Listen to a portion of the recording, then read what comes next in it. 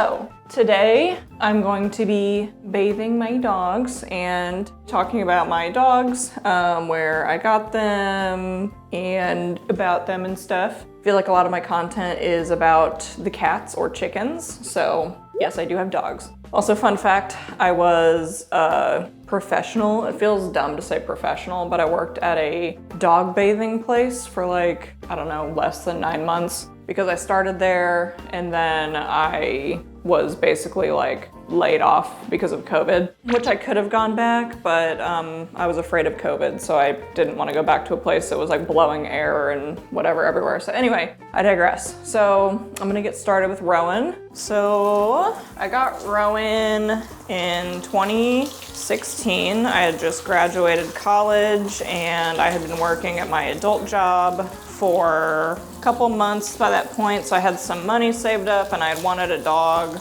in college, but I just had cats because I knew I didn't have time for a dog or the money for a dog when I was in school. So I can't remember if it was Labor Day or Memorial Day, I don't know what all the days are, but it was sometime in, I think, August or September, maybe September, I don't know. August or September of 2016, I go to this no-kill shelter. I had been browsing online at their adoptable dogs for a while because I wanted a larger dog that could make me feel secure in my house and also go hiking with me. And yeah, because I just wanted to be outside a lot and I wanted someone who could hike with me basically, but then, because I love little dogs, but they don't make the best hiking companions. So I was browsing online. I knew I didn't want a pit bull type dog or like any of the bully type dogs, and in Kansas City, that's like 90% of the dogs in the shelter are pit bull mixes or pitties or whatever, something that looks like a bulldog.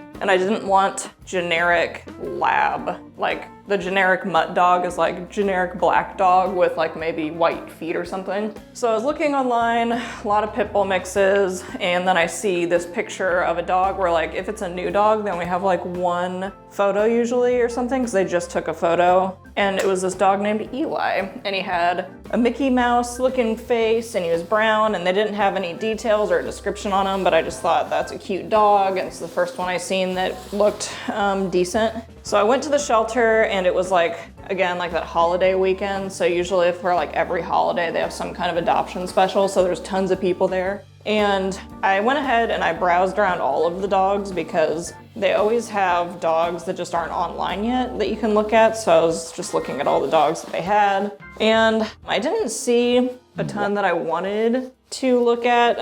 Again, a lot of just pit bulls or like hound mixes, and I didn't really want to deal with a hound at that time. So I saw Eli. He was not super stoked on people. He was kind of just chilling in his bed. He didn't look scared or angry or anything. He just kind of was apathetic to the whole situation. And I saw this other dog named Jax, who was kind of like a Shar-Pei border collie looking mix, which I was kind of hesitant about because they have like their energy levels listed on their description sheets, and he was a 2, so like 1 is like Malinois level needs a job energy, and so 2 is pretty intense. So I was like, I mean, I do hike a lot and get out and stuff, so I was like, maybe. And he was cute. So anyway, you go up to the front and you put all the names of the dogs that you want to see, and then you kind of go in the order that you list them. So like you put your top picks at the top and then your whatever at the bottom. And I only had 2. So I had Eli at number 1 and I had Jax at number 2. And this other family who was writing up their card right next to me also had Eli on their card. And we turned ours in at the same time, and they went ahead and let me see Eli first because they had like 5 dogs. Spin. They had like 5 dogs on their card, so they're like, oh, you can go ahead and see him. And so I went and saw Eli, and they take you into like a room where they let him out of the cage and you can like interact with him and pet him and stuff, and they talk to you about the dog, or like they pull their file to like give you more info.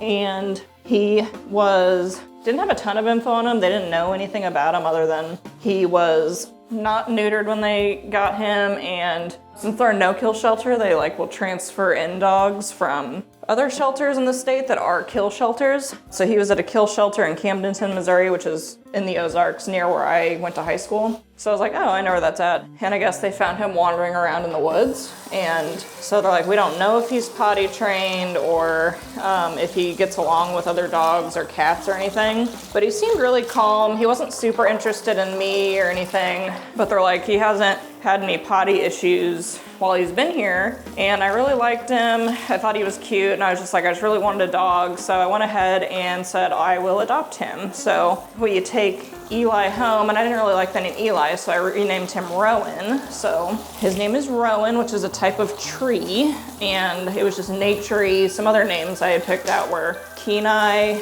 and Gray, and I just thought Rowan sounded better. So he was pretty depressed when I brought him home. Also, he was 2 years old when I adopted him. But he was pretty depressed when I brought him home. I think sometimes when they're at the shelter, they just become kind of sad. So he, like, for a month or so, I had to, like, stand by him and pet him while he ate because he didn't want to eat unless I was there with him. And it turned out he was perfectly potty trained. He was good with cats. At the time, he was good with dogs, but he later became not good with dogs. Yeah, and he didn't chew on anything in the house, so he was also kennel trained, and I put him in the kennel like one day, and he didn't seem like freaked out or anything, and I left him out one day when I went to work, and he didn't do anything, so So whoever used to own him, I mean, he must have been like someone's like inside pet, even though he wasn't neutered. And I know that area has a lot of like rural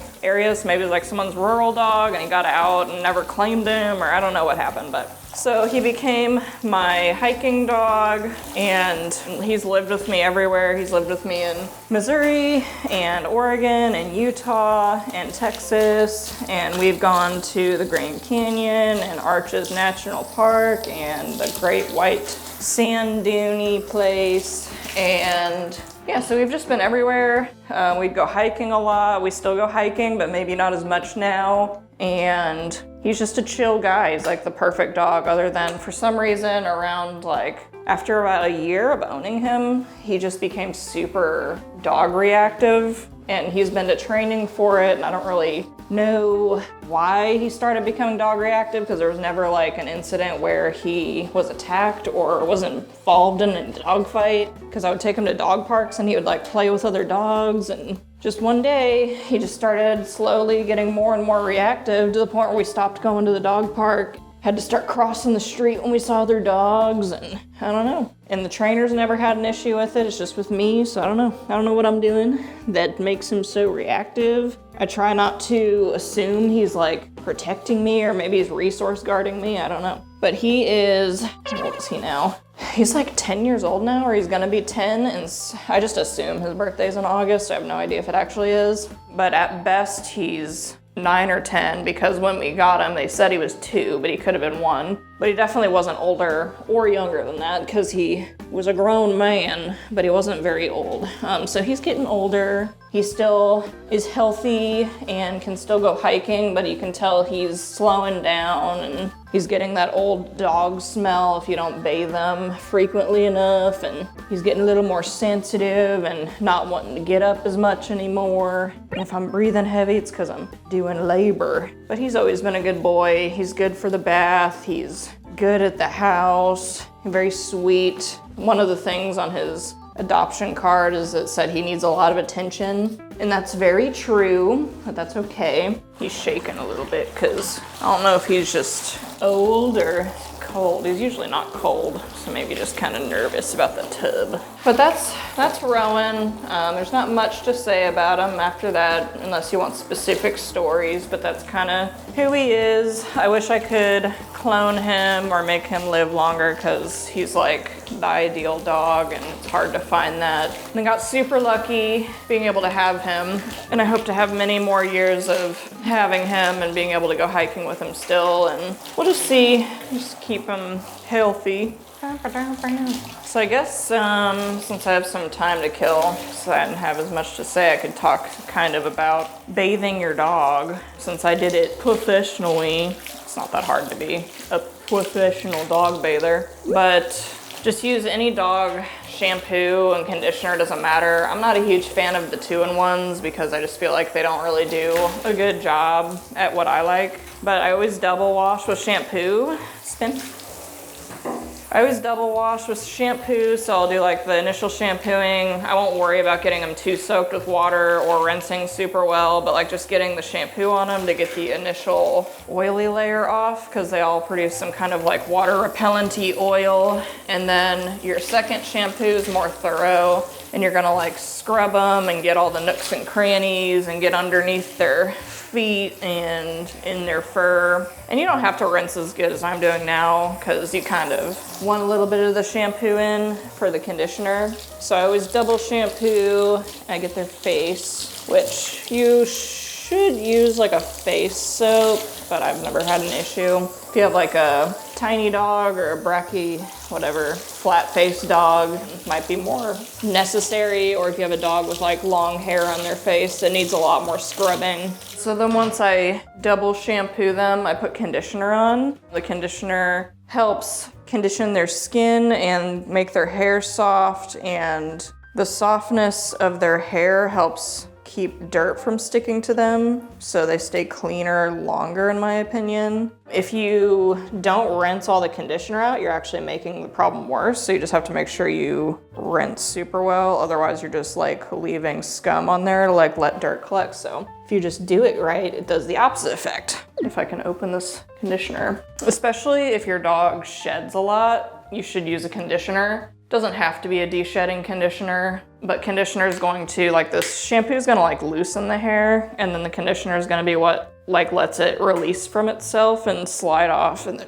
tub. Depending on if your dog has different skin conditions or whatever, you can like let it sit, or like long hair dogs let the conditioner sit, but I don't really have that, so I just kind of put the conditioner in. I also put like a lot of conditioner because I have the patience to like just rinse it out. But yeah, I just rub the conditioner in. I get their tails really well because all dogs have like wiry or hair on their tail, and it's gross. And I get their spots where they shed a lot, like their butt and their neck. But you don't have to really get their toes or anything. I don't do their face. I just do like the body. But you can already see there's a ton of hair in my hands there. So, and then the important part with this, like I said, is just rinsing it super well. So we're gonna be here a minute rinsing, but all of his hair is gonna start falling. Oh no. Also, if they go to shake like that, if you grab their head, it makes it not as bad. So a lot of hair is gonna come out with the conditioner, but the dryer is really where all the rest of it's gonna come out, and then you can brush them after you dry them, but I'm lazy, so I don't. But the dryer gets a lot. If you bathe your dogs at home and you have like a space outside or even a patio for your apartment, I highly recommend getting a dog dryer. They're like, I think like a cheap one on Amazon's like between 40 or 60 bucks. Mine was like 80 bucks. And it's one of the best investments ever if you have like a dog that has shedding issues or like just even bathing, because you really want to make sure your dog is dry after you bathe them, because the longer that water sits on them, the more skin issues they're gonna have. But yeah, it just helps with de-shedding. It helps with skin issues. If your dog is yeasty, you really want to dry those areas super well right after you bathe them, so that that yeast can't just like feast on the moisture and make it worse. It's really the moisture being trapped on their skin. It makes them itchy, has fungus and yeast and bacteria that have a party. So having a dryer, and then also you don't have a stinky dog, because I feel like whenever you leave a dog like kind of semi towel dried or whatever to like dry on their own, they get stinky because that bacteria starts flourishing on them. So all of your hard work of bathing is kind of nullified by the wet dog smell. So if you're able to dry them off really well, then they just smell like the shampoo that you put on them instead. Because I feel like a lot of people will be like, oh, my dog is stinky no matter what I do. And it's like, you're probably bathing them wrong and not drying them correctly. Because I have 2 basset hounds and they don't have that houndy smell, but I'll talk about them later. Right now we're talking about Rowan, who has like a double coat. I'll do a separate video where I reveal all of their breeds, because I'm gonna do a DNA test at the end. But Yeah, he has like a double coat, so he sheds and does blowouts and stuff and whatever. Like I thought cat hair was bad in college, but then I got him and I'm like, no, dog hair is like way worse than cat hair as far as like shedding, at least with him, because there are plenty of people with dogs that don't shed super bad. But yep, sit here and just rinse him really well. I basically want him to feel slick, like squeaky, as if I'd never put conditioner on him. Spin.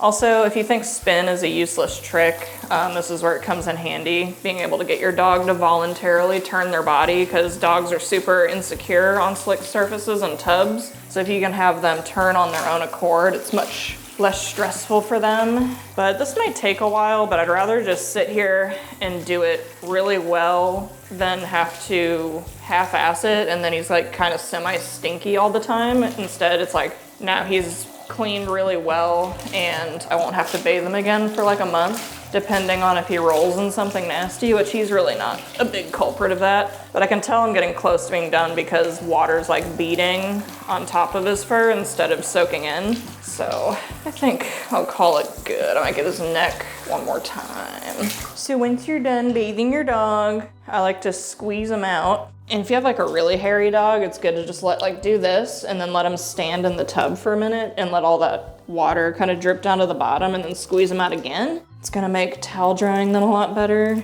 And if you have a blow dryer, blow drying a lot better. So then I towel dry them. I don't worry about getting them perfectly dry with a towel. I just want to make them not soaking wet because I am gonna blow dry them. Since I have 3 dogs, I'd like them to not be soaking wet while I bathe all of them because they're gonna be in my room and I need them to just be semi-dry before I go out to the dryer. So once I've towel dried them, I like to get deodorizing spray. It can be any brand, scent, whatever, doesn't matter. And I'll spray them pretty generously. Put some on my hands for their face. And I rub it into their towel dried fur because that's gonna sit on their fur while I wait till I dry. And it'll help soak in to their fur a bit. And then I give him his treat for being a good boy. Break. And he's gonna shake. Also, for everything, all of my commands for my dogs, break just means we're done. You can do whatever you want, so that I don't have to sit there and be like, stay, stay, stay, stay. If I say stay once, it means you're staying until I say the command break, which means you're free. I hate that like repetitive command stuff. So I'm like, there's a command for freedom and the other commands are like, mean do it for eternity until I say, all right, tea break. Tug, you want a treat? Come here. Up. Okay, so now we're on to dog 2. This is Tugboat. He is our Basset Hound, and he is, how old are you? Oh, he's 5 years old. So we're just gonna do the initial rinse. But yeah, so Tug's story is Hunter had been wanting his own dog for a while because I had Rowan, but Hunter always liked the idea of having his own dog, even though we had been dating since we got Rowan, but he was like my dog, so it's like, we're only dating and you never know if you're actually gonna get married or anything, so he's like, I just want my own dog, so whatever, it's fine to want to have your own dog. So he had been looking at Basset Hounds because his dream dog was a Saint Bernard, but it's like at that time, I don't think we felt like we had the finances or the space. Like we were renting, so we didn't really feel like we had the space for a Saint Bernard, but he liked the idea of a Basset Hound because they're super cute and he liked them. And he was like looking at breeders and stuff, but I don't know if we ever thought we'd seriously get another dog or a Basset Hound. I wasn't looking, like I was looking, but I wasn't like gonna execute on it because I'm like, I had Rowan. So we're living back in Missouri for a year and it's 2019, literally right before COVID. And it's Valentine's Day and Hunter's gone like all day. I think I was at work and I came home and he wasn't there. He's like, oh, I had to go get your gift or whatever. I was like, oh, that's fine, I guess, because I get to have a gift. And he comes home like really late and in his coat, it was freezing cold out. It was like snowing and icy. In his coat is this like tiny little puppy Basset Hound. And he was so fucking cute. And it was really his dog, but it was kind of like a nice Valentine's Day family surprise. So kind of a weird gift, but I liked it. I thought it was a nice little surprise to see like little puppy and whatever. So we had Tug, he was super little and he had this like huge pot belly.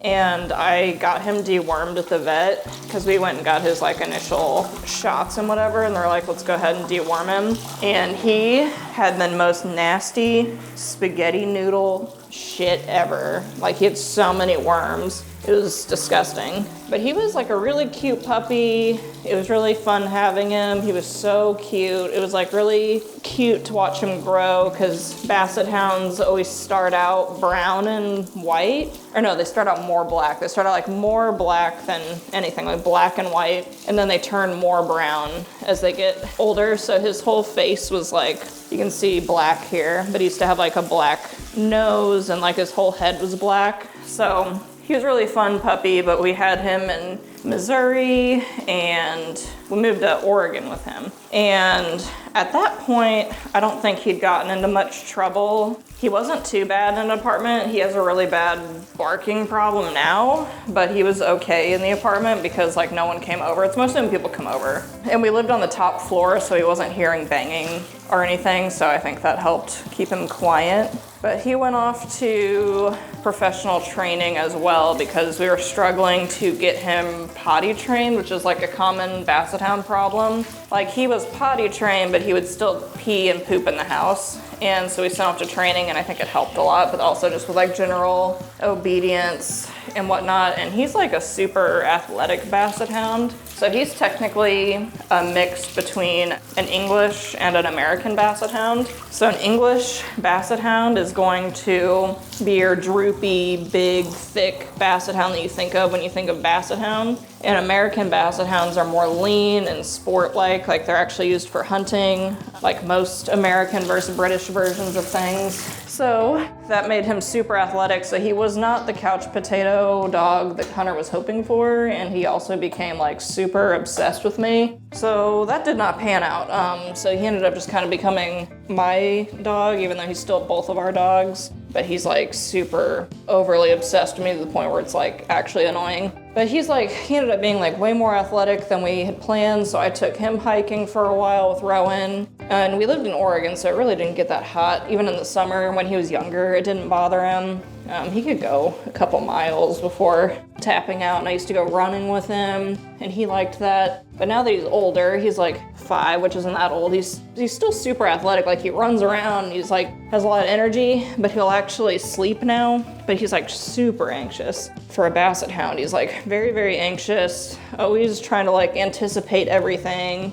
He's had some anxiety issues with his food, and like he's kind of like, he has like dog autism or something. It's like he has to have his routine so that he feels secure. And if his routine is off, he like starts getting aggressive and attacking people out of anxiety. And by attacking people, I mean just if a cat walks by him, he like howls and goes after him. So he needs to feel like secure that his food is his and this is his and no one's gonna take it, and this is the exact routine we have and it's done in this order. And it makes him a much better citizen. But he's like very much a whiner and teeth chattering because he's so excited for something. He used to have a really bad like peeing from excitement problem, which was super annoying, but we fixed that through like ignoring him when we got home and like telling people not to touch him until he settles down. And I think just finally just getting to a certain age, and even then I'm still like pretty cautious about like not being too intense with him when I get home. Like, I don't really pet him when I first get home,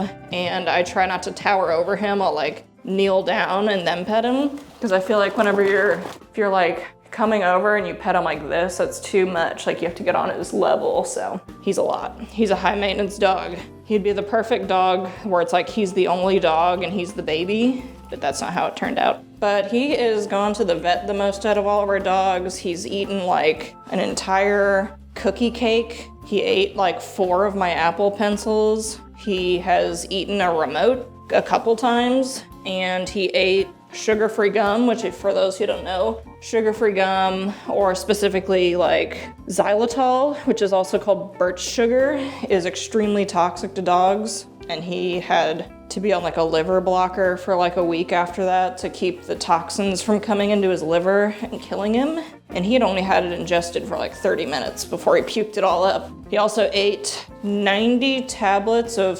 2.5 milligram Prozac. So I don't know the exact milligramage, but it was a toxic dose. So we had to force feed him charcoal and make him throw up. And he had to ingest so much charcoal paste that it was just leaking out of his butt. So that was fun. But he's eaten a lot of stuff, but those are like the notable ones. I'm trying to think if he's done anything else. But it was, I like went to the vet with him because he had to get I think he was just there to get, he had an appointment to get like a consultation to get some cysts removed. Because basset hounds are super prone to cysts when they're older, which they're not harmful, but I've had them removed once. I think I'm gonna do another appointment to get other ones removed because he's growing like pretty big ones. But I had a consultation to get cysts removed, and like the vet tech saw him and was like, oh no, what did he eat this time? Like worried that we had to do another emergency thing, but no, this time he wasn't an asshole.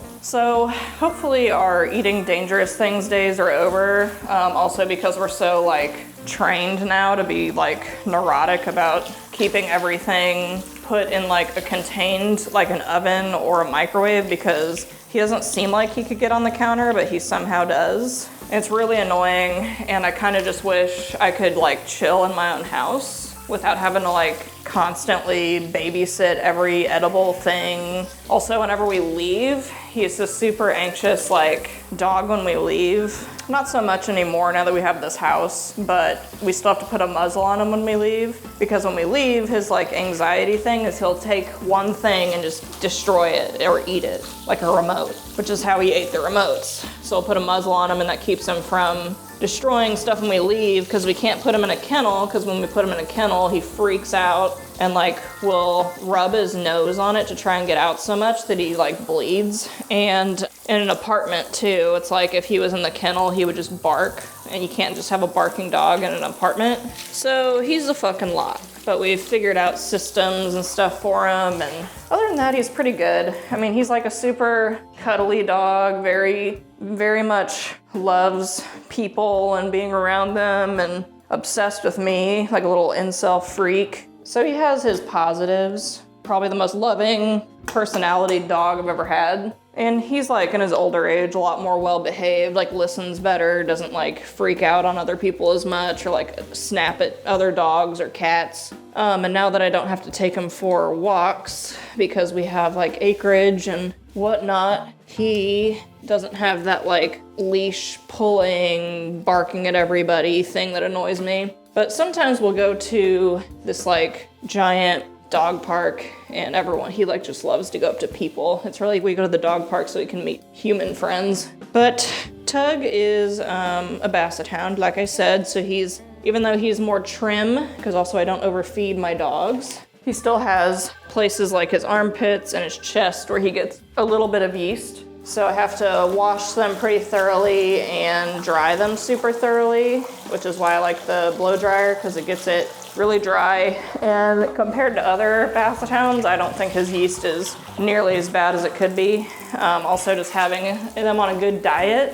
And no, I'm not talking about boutique dog food. That shit is a scam. I had him on Origin because I thought it was the right thing to do. And he had terrible yeast and ear infections constantly, so bad that it was like, they had to like put him on like intense antibiotics and like super clean and whatever, and he was getting them constantly. And my new vet was like, you should switch his food. So I switched him to, this is not an ad, I don't give a shit about promoting these companies, I just am saying, because like Origin's supposed to be like the whole prey, grain-free, better for your dog, and then it made my dog super yeasty and ear infection-y, and Crawdad had ear infections on it too. And then I switched to Purina Sensitive Skin and Stomach with, I specifically did the salmon one because I kind of suspected maybe the chicken was irritating him too. And he has not had an ear infection since. His yeast has gone way down. His skin's not as itchy.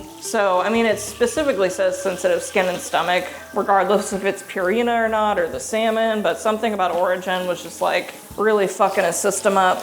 A lot of skin issues can come from just like immune system being low or compromised. So something about that food was not benefiting him. So I'm just saying, but yeah, he doesn't get ear infections. I really don't even clean his ears anymore much. Like I do sometimes, but you look in there most days and it's pretty clear. So also when I had them on the origin food, my dog Rowan, the one I just bathed, was peeing blood, and we could not figure out why he was peeing blood. And we did like literally like every test you could do, and the vet was like contacting other vets being like, what do you think? And no one could like figure out what was going on with him. And I switched his food because I don't like feeding multiple foods if I don't have to. And I didn't see the problem with switching him to the sensitive skin and stomach. And the second I switched his food, he stopped pissing blood. So I don't know why the other food made him pee blood. I don't know what's going on with that, but he's never pissed blood since. So you know what? Origin's not for me. If it's for your dog, great. So yes, Tug is about done with his bath. It's getting kind of dark out, so I'm gonna be blow drying in the dark. You and me go blow drying dogs in the dark. But he's been shedding a lot because of the season. Another thing about just double washing dogs, like especially with hounds, is they have this short coat, but it's really greasy and oily because they're hunting dogs and they might be running through like creeks and stuff, and it keeps their skin protected and free from water. So you do the initial shampoo to get the oil off, and then you double wash really good to deep clean. And then that also gets rid of that like quote unquote hound smell that they all say they have, because whenever you don't double wash them and you just try and wash them once, it just traps all that oil and stink on them. So with the double wash, you're actually stripping off that crap. So I've never had a houndy smell in my house. Just saying. Also, this deodorizing spray just helps because it just kind of makes them smell like it. Wait, sit. Break. Woo, okay, one more dog. So Craw will not jump in the tub. I don't think she's even big enough. She's like just small enough. She can't jump in the tub. I know some people, they see Tug jumping, they're like, don't let him do that. Don't let him jump in and out. He's back. When he's older, for sure. But right now, he's fine. So he's gonna jump in and out, okay? He's strong, he works out, he's lean, he doesn't have that fat on him. So whatever, but yeah, Craw can't do that. So I put her in, and she is so Tug's like anxious. She's nervous, so she's my nervous dog. So she's gonna be like really shut down in the tub. Look at her trying to run away. Oh God, she stinks. She also is my like find something dead and roll in it dog. I feel like that's a female dog thing. I mean, I know every dog does it, my male dogs do it, but I feel like every female dog I've known, they're especially keen on rolling in dead things. So this is Crawdad. We got her in Texas in 2020. When did we get you? It was 22 or 3, I think. It was 22 or 3, but we got her in Texas. She came from the border of Mexico, actually. And a lot of people think she's a mix. She was listed as a basset hound, and oh God, you smell like poop. She was listed as a basset hound, and I saw pictures of her parents and videos and stuff. And the mom looks like Tug, like very basset houndy, and her dad looks like a basset hound, but just that color. And so I don't know why she looks the way she does. She does look like a mix. Her face is a little shorter, and her color is more like a beagle, and her ears aren't super long, but they are like technically the length that a basset hound's would be. So I'm gonna do a DNA test swab at the end of this to see once and for all, is she purebred or is she some kind of mix, even though her parents look like basset hounds? My theory is that she is a basset hound, but somewhere, maybe 1 or 2 generations ago, her family was crossbred with some kind of beagle or some other dog. So then that like genetically jumped to her to look kind of weird. But she acts like a basset hound, has the ears like a basset hound, but her fur is like really soft. Also, sorry, I'm washing her butt. You gotta wash people's butts when you bathe them. So I don't know, but I will be interested to do the DNA test and see once and for all, is she pure or is she muddied? Oh, did I just cut myself?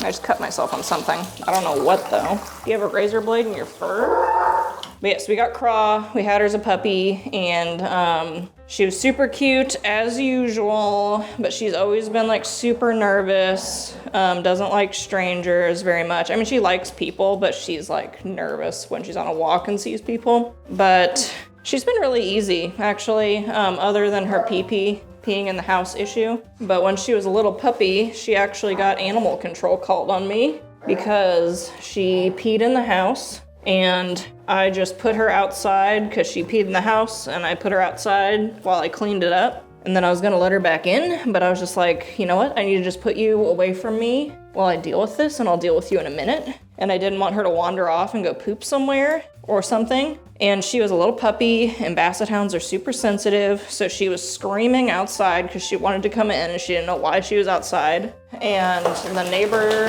heard her screaming and called animal control, and they told them that she'd been outside for hours in the sun, which in Texas it's like 90 something degrees. And they're like, she's been out there for hours without water and all this stuff. So they came over, and I'd already let her in, and she was tied up in her little like hangout corner, which is like just like a place where the leashes and a bed and like water and stuff. So it's like a place she can be that she's not gonna go to the bathroom because they're still trying to potty train her. And there's literally like nothing wrong. So it's like animal control comes over and sees a dog with like fresh water and a bed on an air conditioned house. And like I showed her the backyard, and I'm like, yeah, she was out there for like maybe 5 minutes. And I explained, I'm like, she's just a puppy, you know, so she like was screaming when she's out here. But even then, it's like my backyard is like super shaded, and there was even water outside because like, I don't know, sometimes we'll just go out there, just keep water out there, you know? So nothing came of that. And it was definitely, I know who it was.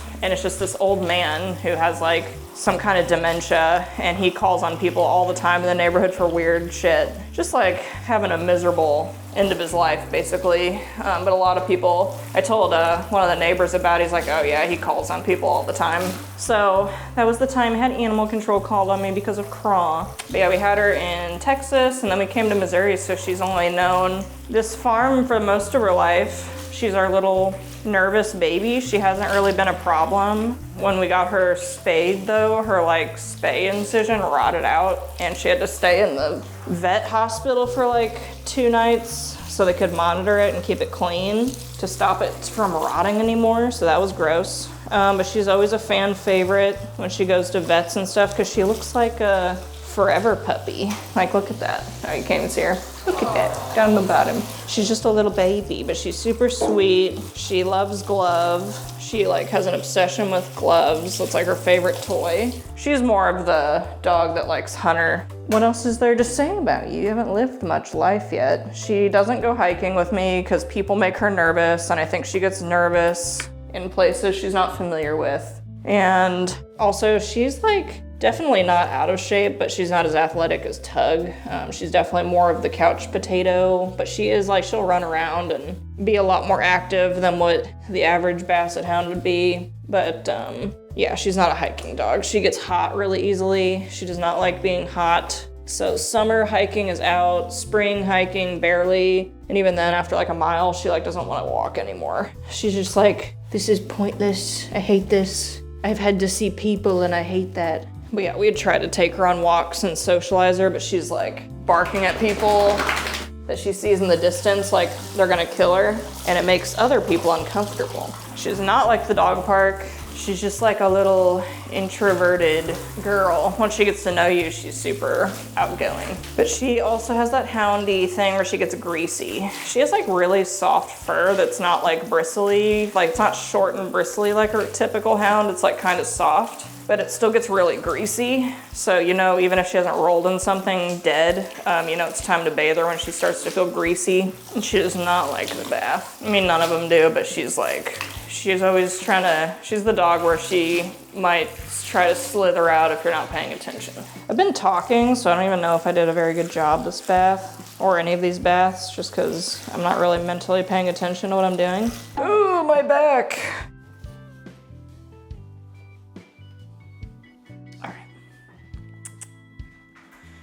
This bitch knows how to jump out of a tub though. She ain't too small to get out. So I just clean the tub before I go deal with all that, because if I don't do it now, I'm not gonna wanna do it later. And then I spray it with like a disinfecting spray so that I'm not bathing in dog filth. So I'll just let this cleaner sit on there while I go dry them. So it is the next day because it was just dark, and I don't know, I didn't want to film in the dark while I blow dried my dogs. And so I'm gonna do a DNA test on Tug and Crawdad to finish up this video because I know Tug is for sure a Basset Hound. He looks like one, he has papers, whatever. Crawdad though, I know she's a Basset Hound, but I kind of am curious if she's mixed with something, even in like her grandparent whatever phase. I don't know exactly how. I know they're kind of accurate, but I don't know exactly the whatever. The only reason I'm not doing Rowan is because I've already done him. So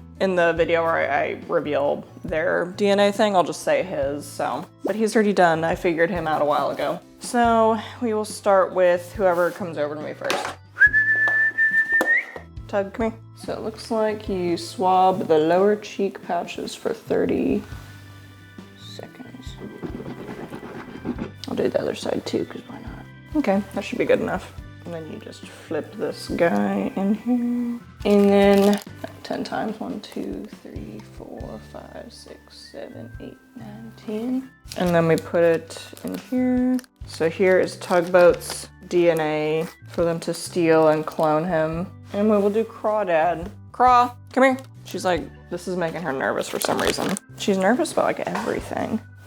Okay, you're done. You're done. See, that wasn't bad. So that is Crawdad. So that is my dogs. That is how to wash a dog, and that's how to give a DNA swab test to your dog. Yeah, that's it. That's all I got here. Or here's the tug tax. That's all you get. All right, bye. See you next time for the DNA results on how mutated and inbred they are.